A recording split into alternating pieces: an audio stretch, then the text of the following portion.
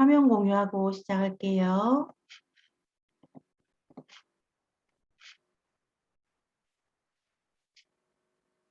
제가 엑셀을 안 켰었네요.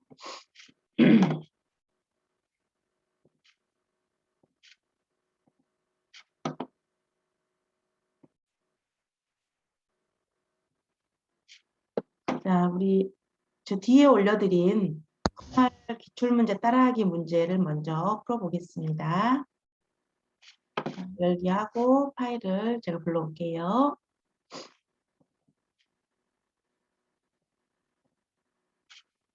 자, 이 기출문제 따라하기와 우리 다른 책 한 권에 있는 모의고사에는 문제마다 암호가 들어있어요. 그 문제에 보시면 제가 갖고 있는 책 기준으로 210쪽에 보시면 암호라고 해가지고 설명이 있습니다. 암호가 문제마다 다르기 때문에 선생님께서 암호를 찾아서 넣으셔야 되고요. 이제 뒤에 모의고사 문제 같은 경우는 교재가 있으셔야 아마 연습을 하는데 지장이 없으실 것 같습니다.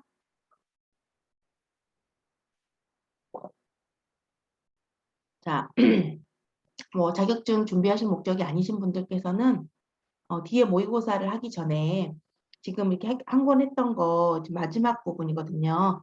뒤에 함수 사전 다 같이 풀었었고 앞에 이론 다 공부했고 이 기출문제 따라하기가 이제 유일한 모의고사 문제예요. 요거를 이 책 한 권을 좀 충분히 연습을 하신 다음에 모의고사를 다음 책 한 권 또 한 권 있으시잖아요. 모의고사를 그렇게 한번 해보시는 게 좋을 것 같아요. 자, 먼저 문제를 푸는 방법은요. 시험 기준으로 말씀드릴게요. 기본 작업 2번 하고요. 3번을 먼저 합니다. 기본 작업 2번, 3번. 그 다음에 계산 작업 잠시 건너뛰고 분석 작업 1번, 2번, 매크로, 차트 이 작업들을 다 하셔야 돼요. 그래서 기본 작업 2, 3, 분석 1, 2, 매크로 차트를 먼저 하시고 그걸 다 한 다음에 이제 계산 작업을 하시는 거예요. 계산 작업을 먼저 하시다 보면 이게 순서대로 하다 보면은 뒷부분 함수 풀다가 뒷부분을 놓치는 경우가 많이 발생하거든요. 그렇게 되면은 나중에 우리가 이 뒤에 점수도 상당하거든요. 40점인데 그 점수들을 이 함수 작업을 하다가 다 놓치기 쉬워요. 그래서 우리는 기본적으로 확보될 수 있는 점수들을 먼저 확보를 한 다음에 그 다음에 계산 작업을 하시는 거예요. 다른 작업을 다 맞으시면 함수 한 3개 정도만 풀어도 합격하실 수 있거든요. 그리고 다 하고 나면 함수까지 풀고 나면 시간이 남으면 이제 1번을 하시는 거예요. 이 방법을 추천을 드려요. 이제 시험장에 가시면 다 이제 1번부터 열심히 해요. 타자 치는 소리가 막 들립니다. 그러면 이제 나도 모르게 이제 거기에 현혹이 돼가지고 타자를 같이 쳐야 되나 막 이렇게 고민하실 수 있는데 타자 치는 것은 일단 내가 자판이 늦거나 또는 오타 한 개라도 나면 0점 처리되기 때문에 비중을 두지 말라는 거예요. 아예 하지 말란 게 아니라 비중을 두지 말라는 거고 시간이 남으면 그때 하셔도 된다는 거죠. 만약에 이거 다 맞으면 5점 받을 수 있으니까 시간이 남으면 꼭 1번을 하시고 그렇지 않으면 다른 것에 집중을 하시라 그런 말이에요. 우리 그 어린 친구들이 시험을 보고 가가지고 이제 시간이 남았는데도 1번을 안 하고 있으니까 옆에 친구가 너 왜 1번 안 하니? 그랬더니 우리 선생님이 1번 하지 마라 그랬어. 이렇게 말했다고. 그런 소리도 들리더라고요. 근데 하지 말란 게 아니라 시간이 남으면 맨 마지막에 하시라라고 말씀드립니다. 자, 그러면 우리 이제 복습이 되겠죠. 기본 작업 2번 셀 소식은 정말 오랜만에 거의 2달 만에 하는 것 같아요. 우리 처음에 과목 시작했을 때 했었는데 기본 작업 2번부터 한번 다시 해보겠습니다.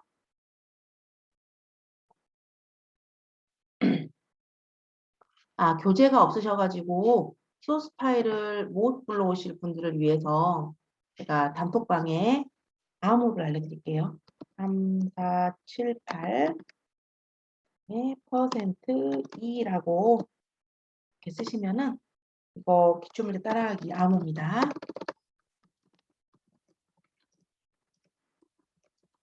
파일을 불러오셔야 이거를 이제 하실 수 있겠죠.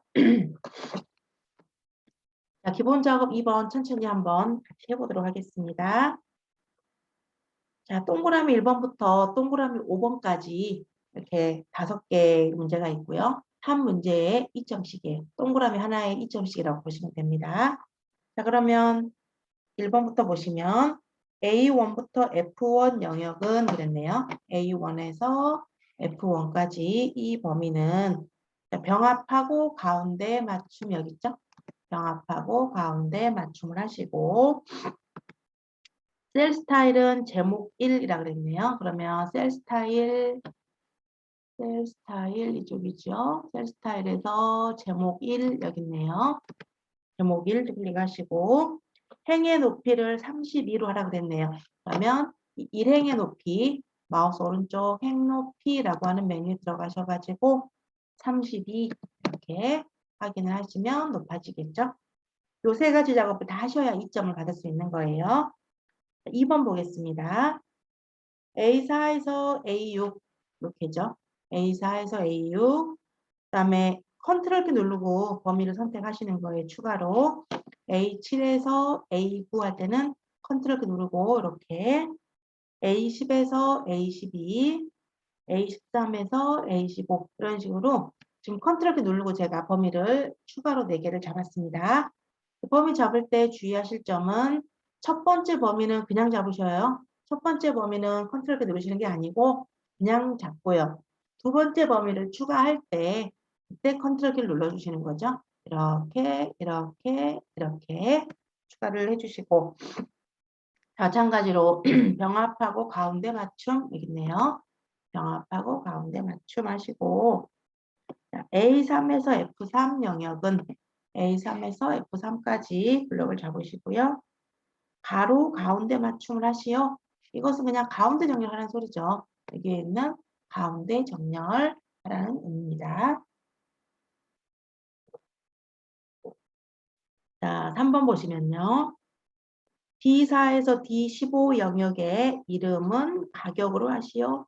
자, D4부터 D15 이 영역의 이름 상자 여기죠.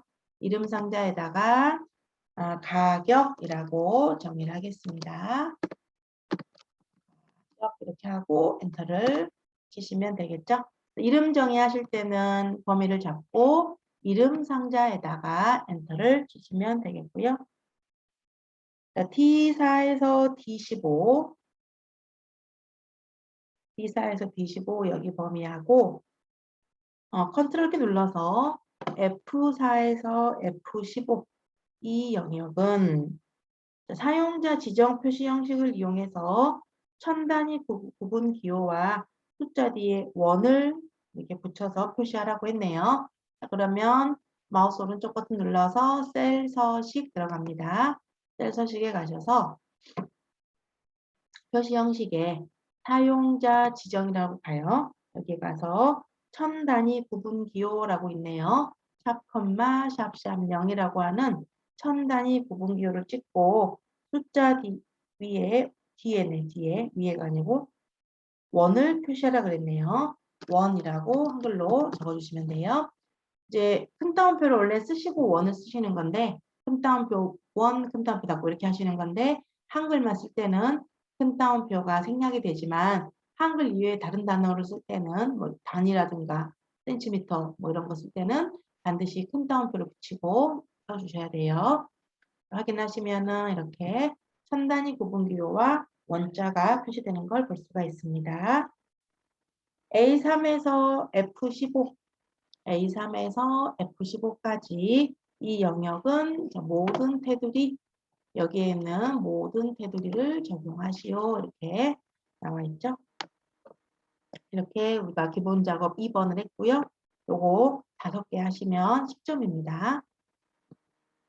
자, 기본 작업 3번은요.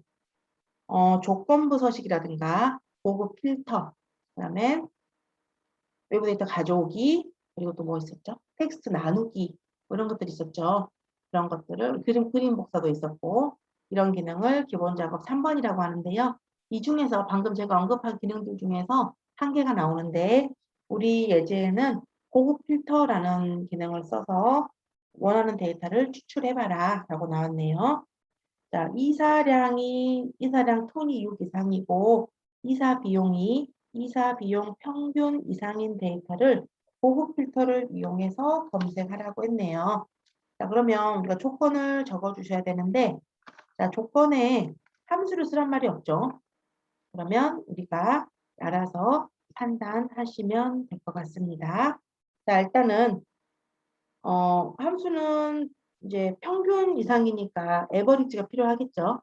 이 에버리지 함수를 쓰란 말이 없다 하더라도 우리는 이제 그 조건에 수식이 있으면 함수를 필요하면 쓰셔야 되고요. 그리고 우리가 제가 앞에서 살짝 언급한 것 같은데 이런 문제를 제가 풀어봤던가 좀 기억은 나진 않지만은 우리 조건을 쓸 때요. 조건에 수식이 나오면 이 쓰는 방법이 조금 달랐어요. 한번 제가 쓰면서 한번 설명 다시 드릴게요. A19에다 클릭을 하시고, 자, 일단은 이사량 톤이 6 이상이에요. 그러면 이사량 톤 이렇게 가로까지 똑같이 써야 되니까 얘를 복사, 컨트롤 C, 마우스 오른쪽 복사합니다. 이렇게 컨트롤 C를 해서 A19에다가 컨트롤 V를 해요. 그러면 이렇게 이사량 톤이라는 열 조건이 나오죠. 이것이 6 이상이고 그랬어요. 그러면 크거나 같다 6 이렇게 적어줍니다. 6 이상이고 뒤에가 이제 조금 다른데요. 이사 비용 평균 이상이다 그랬어요. 그러면 그냥 이사 비용이 100만 원 이상이다 이렇게 했다면 똑같이 이사 비용을 복사해서 여기다 붙여넣기를 하면 되잖아요. 근데 이렇게 조건에 수식이 있는 경우는 이 필드의 이름을 여기에 쓸 필드의 이름을 여기에 원본과 다르게 써야 돼요. 이것은 좀 예외적인 그런 규정이 되는 겁니다. 그래서 우리는 뭐 이사라고 써도 되고 비용이라고 써도 되고 평균이라고 써도 되고 아무거나 써도 됩니다. 근데 조건이라는 말로 그냥 표현을 할게요. 나중에 여러분들이 조건에 수식이 나오는 걸 처리하시려면 필드 이름을 원본과 다르게 써야 한다라고 하는 것을 기억을 하시고 그냥 예시로 여기에 필드 이름이 조건인 경우는 거의 없겠죠. 그러니까 필드의 이름을 우리가 그냥 이럴 때 조건이라고 통일을 해버리자. 조건에 수식이 나오거나 함수가 나오면 이렇게 알아두시면 좋을 것 같고요. 조건도 이렇게 갈수록 좀 어렵게 좀 진화가 되는 거예요. 문제도. 자, 그럼 이것이 수식을 표현하려면 자, 일단 필드 이름을 왜 제가 조건이라고 썼는지 조건이라고 안 쓰셔도 되고요. 결론은 이사 비용이라고만 안 쓰면 되는 거예요. 이사 비용이 아닌 다른 말로 아무렇게나 가능합니다. 자, 그러면 는에서 이사 비용이 그랬어요. 그럼 첫 번째 이사 비용 값을 클릭을 해요. 이사 비용이 평균 이상이다. 이상이기 때문에 크거나 같다. 이렇게 쓰시고요. 평균을 구하는 함수는 우리 에버리지 있죠? FX 눌러서 에버리지 들어가겠습니다. 에버리지 들어가서 평균을 구할 범위는 이사 비용의 평균이죠.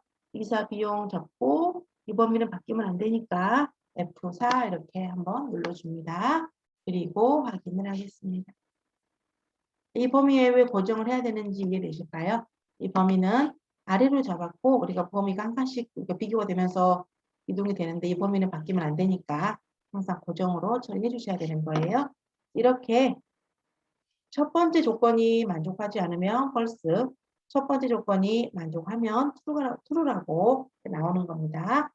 조건을 이렇게 써야 된다는 게 조금 어려운 부분인 것 같아요.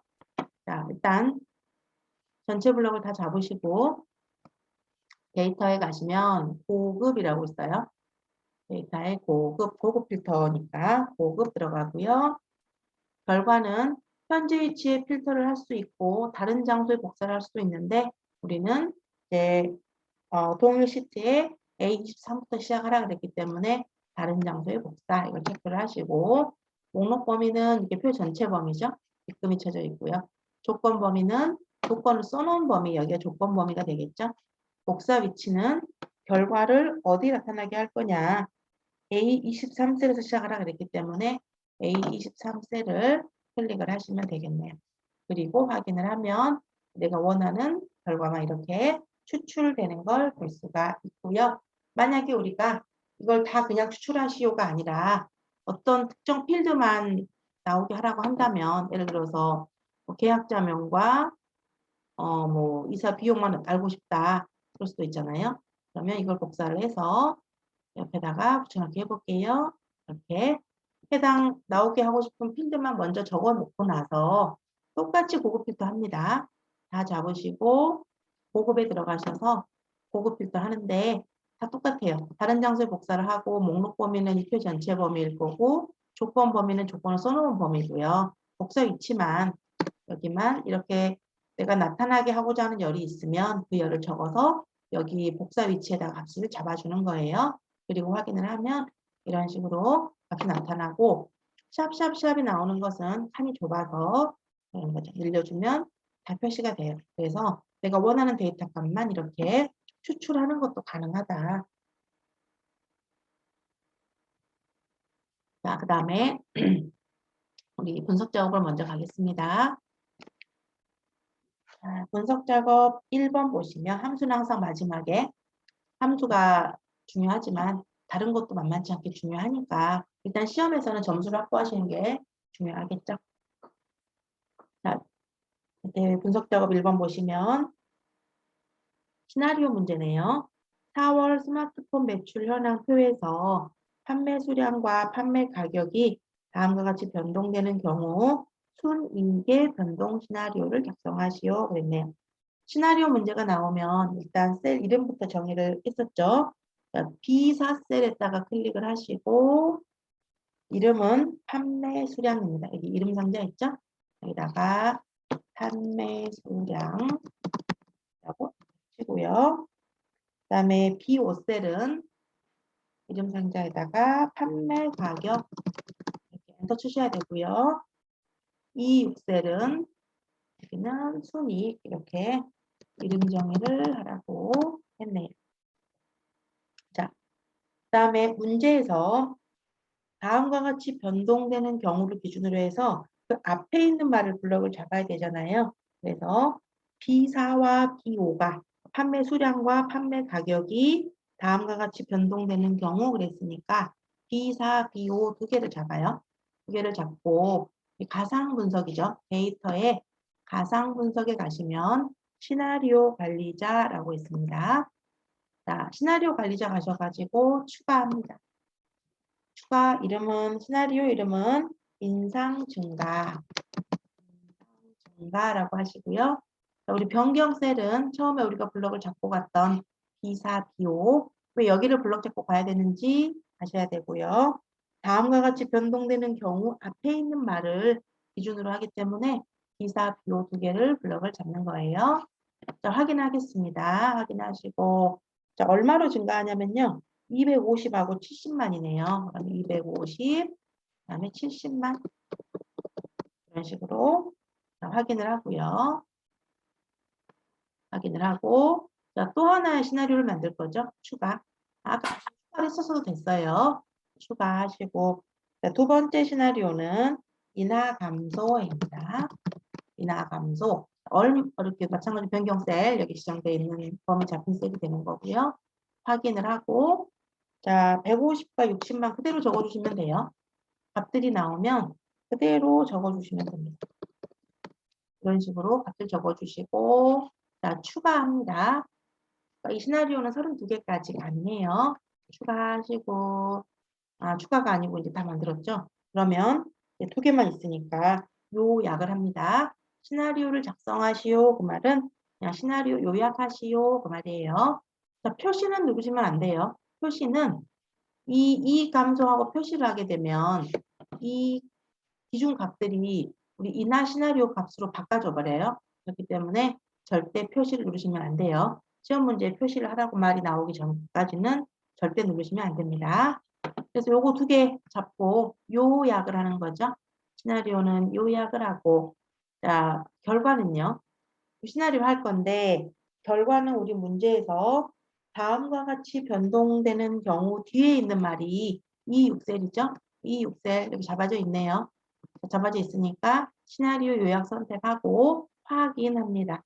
그러면 자동으로 이 분석 작업 1번 앞에 이렇게 시나리오 요약 시트가 만들어지는 것을 볼 수가 있겠죠. 시나리오 문제 이렇게 풀었고요. 분석 작업 2번으로 갈게요. 시나리오와 이렇게 분석 작업 1번, 2번은 한 문제 10점이에요. 배점이 굉장히 크기 때문에 쉽다고 간과하지 말고 항상 우리가 신경 써서 문제를 보셔야 됩니다. 자, 분석 작업 2번은 통합하라는 문제네요. 분석 작업은 우리 부분합, 시나리오, 피벗 테이블, 통합, 목표값 찾기 막 이런 거 데이터표 이런 거 있잖아요. 요거 중에서 두 문제가 나오고요. 하나에 10점씩 20점을 차지합니다. 자, 제품 코드별 1, 4분기 영업실적 합계를 표 4에다가 합쳐서 표시하라 그랬네요. 이렇게 비슷한 형식의 표를 하나로 합쳐서 표현하는 것을 우리가 통합이라고 부르죠. 통합은 제품 코드 전체를 다 잡아요. 여기를 다 잡고 합칠 때다가 블럭을 잡는 거죠. 표 4에다 합칠 거니까 표 4를 블럭을 잡으시고 데이터에 가면 우리 통합이라고 있죠. 통합 들어갑니다. 자, 문제에서 함수는 합계를 표시하라 그랬기 때문에 함수에다 합계로 만들어주면 되겠고요. 참조에다가 자, 일단은 표 1번 제품 코드가 우리 표 4에서 시작이었기 때문에 표 1, 2, 3도 마찬가지로 제품 코드라는 글자로 시작을 해야 되는 거예요. 그래서 제품 코드부터 쭉 잡고 추가. 자, 표 2번도 제품 코드부터 다 잡고 추가. 표 3도 다 잡고 추가. 이렇게 추가하고요. 반드시 우리 사용할 레이블 체크해야 된다 그랬죠? 첫 행과 왼쪽 열을 체크합니다. 이 첫 행, 여기 1, 2, 3월이죠. 왼쪽 열, 이쪽에 써 있는 코드, 이걸 기준으로 우리가 통합을 하겠다. 그런 뜻으로 보시면 되겠죠? 확인, 이렇게 통합하시면 될 것 같네요.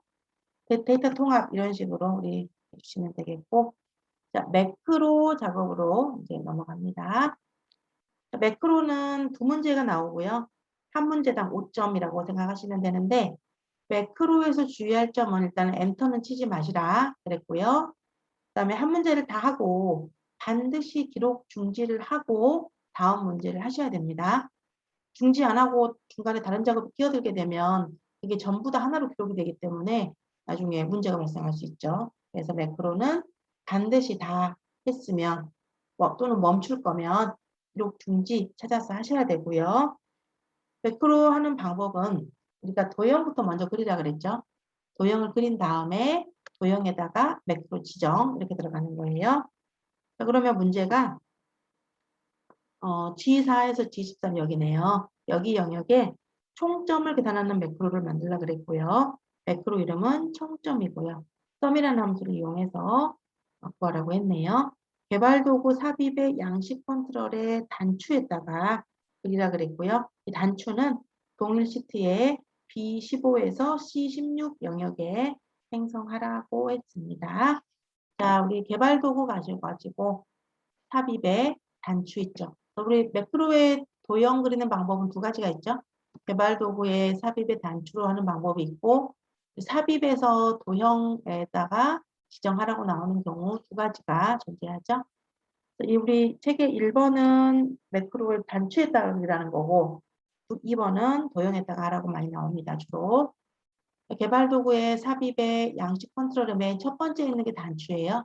이걸 클릭을 해서 B15, C16에다가 Alt키 누르고 B15, C16에다가 매크로를 작성을 할게요. 도형을 그릴 건데 여기에 지금 아무것도 안 보여도 이 매크로 지정 창을 닫으면 나오는 거니까 조금만 기다려 주시면 돼요. 매크로 이름은 총점입니다. 엔터를 치지 않게 조심하시고요. 개발 도구가 없으시면은 잠시만요. 우리 지금 이 매크로 창을 해가지고 요거 하나만 설명드리고 할게요. 자, 총점에서 일단 매크로 이름을 쓰고 기록을 하겠습니다. 총점 기록을 하고요. 그대로 기록에 확인을 한 다음에 그럼 여기에 이제 기록 중지 창이 나타나게 되죠. 현재 기록 중이라는 거예요. 다 하면 중지를 누르시면 됩니다. 자, 일단 총점은 여기서부터 여기까지 우리 썸 함수를 이용해서 총점을 구할게요. fx 눌러서 썸을 들어가 보겠습니다. 네, 개발도구 창 다시 한번 보여드릴게요. 좀만 요 문제만 설명을 끝내고, 왜냐면 중지를 해야 되기 때문에 그래요. 자, 썸에 가서 이렇게 범위를 잡겠습니다. 그리고 확인을 해요. 그리고 자동 채우기를 쭉 합니다. 다 했죠? 계산을 다 했으면 우리 개발도구에서 기록 중지 찾아서 하시면 되겠고요. 자, 도형의 단추의 이름을 총점으로 하라 그랬습니다. 그래서 오른쪽 버튼 눌러서 텍스트 편집 이거 누르셔가지고 총점 이렇게 쓰시면 되겠고요. 자, 매크로는 엔터를 조심하라고 말씀드렸고, 개발도구 창이 안 나오는 경우는 파일에 가셔가지고 옵션 들어가요. 저희 메뉴를 보여드리려고 일부러 기록 중지를 한 다음에 보여드리려고요. 옵션에 가시면 이 옵션 창에서 리본 사용자 지정이라는 도구가 있어요. 이 리본 사용자 지정에 보시면 이쪽에가 개발 도구가 체크되어 있어야 돼요. 개발 도구가 체크 안 되어 있으면 개발 도구가 안 나오는 겁니다. 개발 도구 체크하시면 확인하시면 여기 메뉴 위에 개발 도구라고 뜰 겁니다. 개발 도구 이렇게 확인하시면 될 것 같아요. 자, 그 다음에 이제 두 번째 보겠습니다. 이번에는 모서리가 둥근 직사각형에다가 빨강색, 표준 글꼴색 빨강, 채우기색 노랑을 지정하는 매크로를 생성하라고 했고요. 둥근 직사각형을 E15, F16 이 영역에다가 한번 생성을 해보겠습니다. 도형부터 먼저 그리셔야 되겠죠? 삽입의 도형 하셔가지고 우리 두 번째 사각형의 두 번째 보시면 모서리가 둥근 직사각형이라고 있고요. 이걸 클릭을 해서 Alt 키 누르고 이렇게 드래그를 합니다. 도형부터 그리시고 도형에서 우리 마우스 오른쪽 매크로 지정 들어가야 되죠. 매크로 지정 들어가시면 매크로 이름 쓰라고 나오고요. 매크로 이름은 서식이라고 나옵니다. 기록하고 확인 이렇게 하시면 되겠고요. 자, A3에서 G3 A3에서 G3 영역에 뭘 지정할 거냐면 우리 뭐 하라 그랬나요? A3에서 G3까지 표준색 빨강으로 하라 그랬고요. 그 다음에 채우기색 노랑 하라 그랬네요. 그러면 글꼴색은 이거 빨강이고요. 글꼴색은 이쪽에서 표준색의 빨강으로 하고 채우기색은 여기서 노랑 이렇게 설정합니다. 그리고 다 했으면은 이제 기록 중지하셔야 되죠. 개발 도구에 가셔서 기록 중지 이렇게 찾아서 하시면 되겠고요. 자, 이 도형에서 오른쪽 텍스트 편집이라고 들어가셔가지고 서식이라고 쓰시면 되겠죠. 글자를 가운데로 하는 말은 없으니까 굳이 뭐 할 필요는 없을 것 같습니다. 이렇게 우리가 매크로 기능을 이제 수행을 해봤고요. 매크로가 만약에 잘못됐을 때 우리 어떻게 한다 그랬죠? 일단은 기록 중지가 되어 있는가 먼저 확인하셔야 돼요. 기록 중지가 안 된 상태에서는 아무런 작업을 할 수가 없어요. 아무것도 못해요. 무조건 중지를 해야 뭐 삭제를 하든 뭘 하든 할 수가 있습니다. 그래서 일단 개발 도구에서 기록 중인지 아닌지 확인하시고 기록 중이다면 중지를 먼저 하셔야 되고요. 그 다음에 중지를 했으면 이제 여기 개발 도구에 매크로라고 있어요. 여기에 들어가서 내가 만들어 놓은 매크로를 삭제를 합니다. 삭제, 각각 삭제하시고요. 그 다음에 뭐 해당 합계 구하는 걸 지웠다면은 이 합계를 지우셔야 되겠죠. 그리고 지우고 나서 다시 이 도형에서 오른쪽 매크로 지정을 다시 하시면 될 것 같아요. 처음부터 다시 시작하시면 되고 도형도 만약에 잘못 그렸다 그럼 이것도 잘라내기 하셔가지고 지우시면 됩니다. 그렇게 이제 수정이 가능할 거고요. 차트 작업으로 한번 가볼게요. 자, 차트는 우리 시험에서 뭐라고 나왔냐면 반드시 문제에서 제공한 차트를 사용해야 된다 그랬어요. 이 차트를 내가 임의로 바꿔버리거나 그러면 안 된다. 0점 처리된다. 그런 주의사항이 써져 있습니다. 자, 차트도 마찬가지로 1번부터 5번까지 5개의 조건이 있죠. 각 하나에 2점씩이에요. 5개에서 10점이다라고 보시면 됩니다. 자, 차트의 종류를 문근 세로막대형으로 변경하라고 했네요. 지금 밑에 나온 것은 완성본이에요. 그래서 우리는 이런 완성본 모양을 만들어주면 되는 겁니다. 자, 1번의 문근 세로막대형으로 차트의 종류를 바꾸고 싶어요. 그럼 차트에서, 차트 영역에서요. 하얀색 바탕에 차트 영역입니다. 커서 있는데 여기서 마우스 오른쪽 버튼 누르시게 되면은 차트 종류 변경이에요. 이 메뉴는 차트 전체의 종류를 다 바꿔주는 거예요. 차트 종류 변경 가셔가지고 문근 세로막대형이라고 있네요. 세로막대형 가셔가지고 첫 번째 있는 게 문근 세로막대형 이게 되는 거죠. 확인을 하시면 이렇게 세로막대로 나타납니다. 차트 제목은 차트 위로 추가하라 그랬네요. 자, 차트 도구에서 레이아웃에 가면 차트 제목 있어요. 차트 위 하시면 차트 제목이 이렇게 차트 위에 만들어집니다. 자, 그래서 제목을 1분기 보드게임 매출 현황이라고 쓰겠습니다.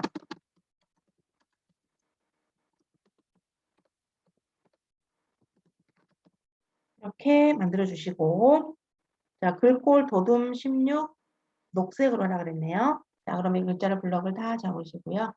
이렇게 글자를 블럭 잡으셔도 되고, 아니면은 이 틀을 클릭을 하셔도 돼요. 바깥 테두리. 차트 제목이 들어있는 글자를 클릭하면 이렇게 빗금이 나오잖아요. 이 빗금 부분을 클릭하셔도 됩니다. 차트 레이아웃. 차트 레이아웃이라는 것은 우리 차트 제목 넣으실 때, 차트 제목 넣으실 때 차트를 클릭하시고요. 차트를 클릭하시면 이 바깥 영역이 차트 영역이고 이 안쪽이 그림 영역이거든요. 이 영역 이름 나타나요. 자, 차트 레이아웃이라고 있어요. 차트 도구에 보시면 디자인, 레이아웃, 서식이 있는데 이제 혹시나 2016 이상의 버전을 쓰시는 분들께서는 저랑 조금 모양이 다를 수가 있어요. 2016은 아마 이 레이아웃 메뉴가 요 앞쪽에 왼쪽에 있을 거예요. 하시면은 차트 제목이라고 있어요. 차트 제목에 차트 위 이렇게 하시게 되면 제목이 이렇게 생성이 되고요. 제목에 이 빗금이죠, 테두리. 여기에서 우리 홈에 가시면 도둠 16 옥색 또는 오른쪽 버튼 하셔도 됩니다. 도둠이라고 일단 글꼴을 적어버리는 게 낫겠죠. 도둠 쓰시고 엔터 쳐주셔야 적용되고요. 16으로 바꿔주시고 그 다음에 글꼴색은 여기서 표준색 녹색이라 그랬어요. 표준색 녹색 이렇게 하시면 되겠습니다. 자, 3번 보시면 루미 큐브 계열의 3월 요소에만 데이터 레이블을 값으로 표시하고 레이블의 위치를 바깥쪽 끝으로 지정하라 그랬네요. 자, 루미 큐브 계열의 3월 요소를 찾아야 되겠죠. 그러면 루미 큐브가 여기 세 번째 있는데 3월이 하늘 여기 회색이죠, 회색.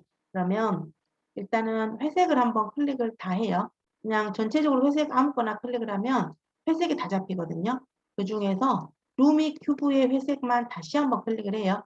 한번 클릭하고 1초 있다 다시 한번 클릭.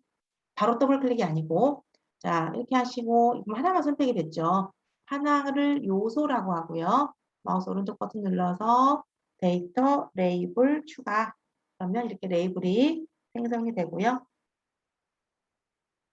그 다음에 레이블의 위치를 바깥쪽 끝에 레이블을 선택을 하시고 오른쪽 레이블 서식에 하시면 기본적으로 바깥쪽 끝으로 설정되어 있네요. 이거 한번 확인해 보시면 될 것 같고 자, 4번에 보시면 세로축의 최소값을 100만으로 하라 그랬네요.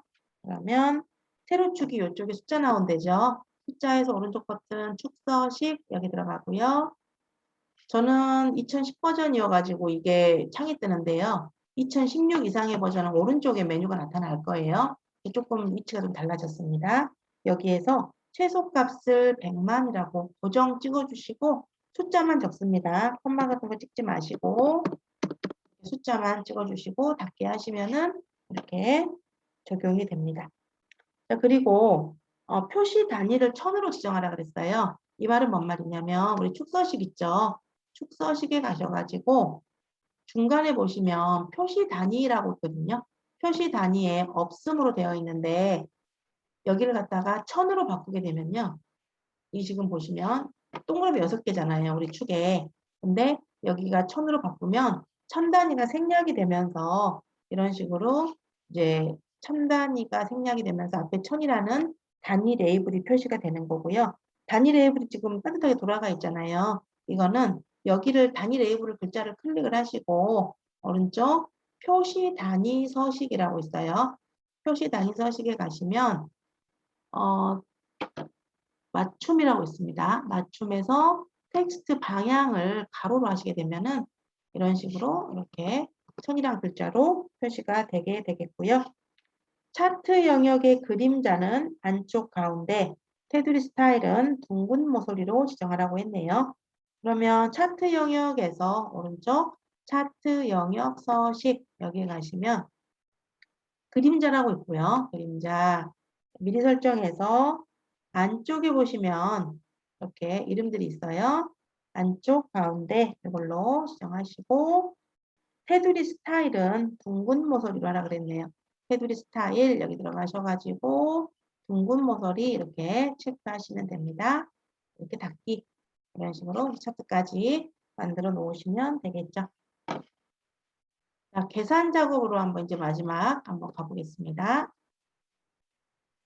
자, 출발 시간과 정류 장수를 이용해서 도착 시간을 계산하라고 했네요. 도착 시간은 출발 시간에다가 정류 장수를 곱해서 출발 시간에 더하기 정류 장수 곱하기 정류장당 소요 시간 5분이네요. 5분.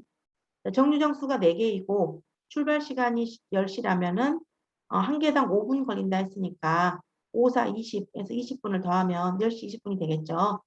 타임, 아워, 미닛 함수를 이용해서 구하시면 될 것 같아요. 우리 여기 지금 5문제 중에서 제가 딱 보니까 이 문제가 제일 어려울 것 같네요. 그래서 여러분들께서도 문제를 푸실 때 1번부터 막 풀려고 하실 필요는 없어요. 이제 문제를 풀다 보면 좀 단순하게 느껴지는 문제, 내가 많이 풀어봐서 자신 있는 문제가 있을 거예요. 그런 문제를 먼저 푸시면 돼요. 제가 봤을 때 1번이 제일 어렵습니다. 이 중에서. 자, 그래서 이제 일단은 좀 순서대로 풀어드릴 테니까 여러분들께서는 제일 자신 있는 것부터 푸시고 이거 너무 싸매고 있다, 머리 싸매고 있다가 다 놓칠 수가 있으니까 시험이니까 그런 걸 좀 조심하셔야 되겠죠. 시간 안배도 중요한 전략이니까요. 일단은 결론적으로 우리는 결과를 몇 시 몇 분 이렇게 시간 형태로 표시를 해야 되죠. 그게 타임 함수예요. 답을 시간으로 나타나게 하는 게 타임입니다. fx 눌러서 타임 함수 들어갈게요. 일단 결론적으로 답이 시간으로 나와야 되니까 일단 타임 안에서 모든 것이 이루어져야 될 것 같아요. 타임이 안 보일까요? 되겠네. 자, 타임 함수는 뭘로 이루어졌냐면 hour, minute, second 이렇게 3개로 이루어져 있거든요. hour는 시잖아요. 그러면 우리가 이 기존의 출발 시간을 일단 10분 초로 나눠 놓고 거기에다가 정류장수 곱하기 5분을 더해주면 될 것 같아요. 그러면 시를 구하려면 이 출발 시간에서 시값만 추출해야 되겠죠? 시를 추출하는 함수가 hour니까 여기다가 hour를 중첩을 하고요. 자, 출발 시간을 찍어줍니다. 이렇게. hour의 역할은 이게 다예요. 여기서 뭘 비교하거나 그런 거 안 돼요. 그냥 시간값 찍어주면 거기서 시값만 이렇게 추출이 되는 거예요. 자, 타임으로 나갑니다. hour의 역할은 다 했어요. 미닛도 마찬가지죠. 미닛도 어떤 시간값에서 분값만 추출해주는 함수예요. 그러면 여기 미닛 칸에다가 클릭을 하시고요. 미닛 함수를 중첩을 합니다. 중첩을 해서 여기 또 출발 시간값을 찍어줘요. 그러면 미닛은 이렇게 분이 나오죠. 근데 0분이네요.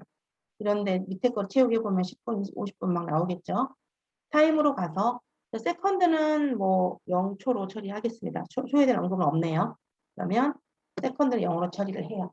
이렇게 하면은 타임 안에서 10분 초가 이제 분리가 됐어요. 근데 우리가 여기다가 뭘 더해줘야 되거든요. 뭘 더해줄 거냐면은 정류장수와 정류장당 소요시간을 곱해서 이 값을 더해 줄 거예요. 근데 지금 정류장당 소요시간이 분이죠, 분. 그러니까 우리가 하나의 5분인데 정류장 6개를 지나요. 그럼 30분이죠. 여기 분에다가 이 우리 타임 함수 안에 기존의 분값에다가 더하기를 해주는 거예요. 뭘 더해주냐면 이 정류장 수와 곱하기 5분을 더해주는 거예요. 여기는 5분이라고 딱 정해졌으니까 그러면 이 6이라고 쓰면 안 되겠죠. 기사함을 찍으시고 5분을 곱해서 이걸 더해주면 30분이라고 계산이 되죠. 만약에 뭐 60분이 넘어간다면 자동으로 타임 함수 안에서 이렇게 시간으로 환산해서 계산이 될 겁니다. 이렇게 확인하시면 되겠죠. 쭉 자동 채우기 이렇게 하시면 될 것 같고요.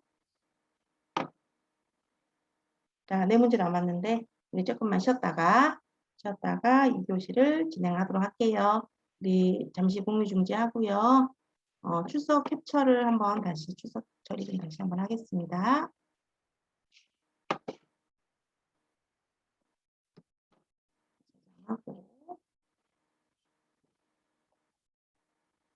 네, 우리 잠시 쉬었다가 8시에 다시 좀 진행을 하도록 하겠습니다. 잠시만 이따 만날게요.